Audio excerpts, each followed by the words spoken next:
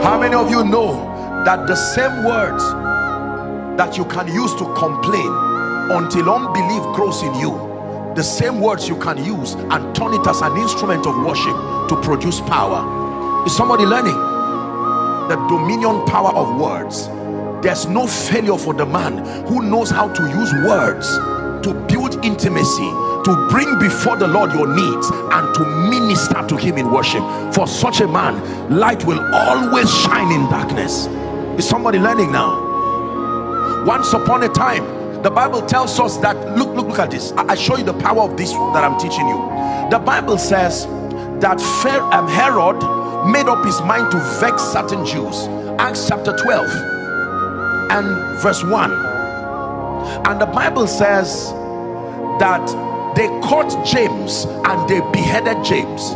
And when he saw that the act of killing James pleased the Jews, he now caught Peter, expecting, verse 3, that after I think Passover or Easter or thereabout, verse 4 would tell us that he would give him to the Jews to be killed.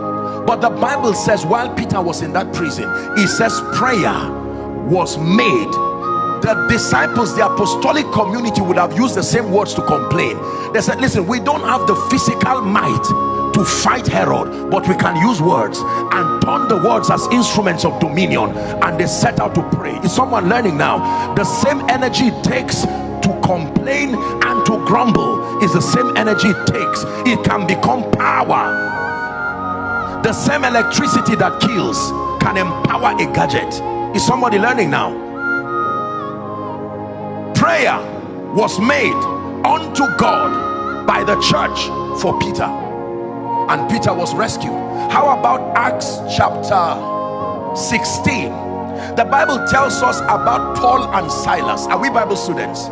That he casted a demon out of a damsel, and because she no longer brought profit to those who were using her, in anger they just blackmailed them and turned them into the prison.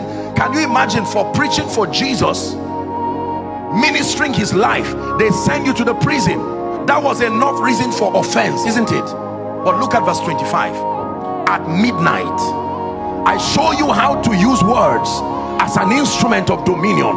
At midnight, instead of complaining, instead of grumbling, instead of getting offended at God, the Bible says Paul and Silas used words. They prayed, they used words and sang praises. It was loud. The prisoners heard them.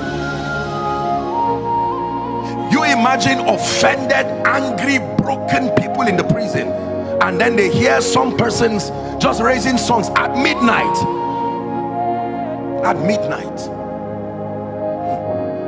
Paul and Silas had every right to be angry, offended at God, but they were bound, and the Bible says they prayed.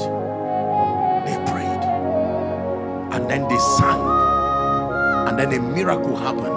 The Bible says the foundation of the prison was rattled and all doors opened. How many doors? It says immediately. How many doors? Financial doors, doors of fruitfulness, doors of jobs.